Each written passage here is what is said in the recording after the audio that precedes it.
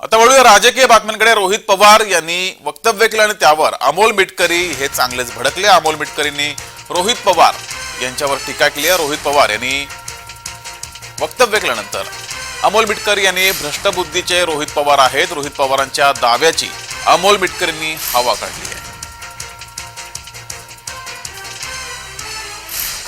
नाही, असं असतं की अभिनंदन करणं हा एक वैयक्तिक हितसंबंधांचा भाग असतो आणि ज्यांनी कोणी अभिनंदन केलं असेल त्यांनी कदाचित विजयी उमेदवार झालेत। मी सुद्धा काल निलेश लंकेंचं आपल्या चॅनलच्या माध्यमातून अभिनंदन केलंय आणि केलं असेल तर त्यात रोहित पवारांना खुश होण्याची गरज नाही। रोहित पवारची बुद्धी भ्रष्ट झाली असल्यामुळे ते वारंवार ते सांगताय की या लोकांनी अभिनंदन केलं म्हणजे हे आमच्या संपर्कात आहेत। अशा भ्रष्ट बुद्धीच्या माणसाबद्दल काही बोलावं असं वाटत नाही। पण एक गोष्ट लक्षात घ्या, हे वैयक्तिक हितसंबंध असतात, याचं राजकारण करू नये। याचं राजकारण फक्त रोहित पवारसारखा बालिश व्यक्तीच करू शकतो, दुसरं कोणी करू शकत नाही।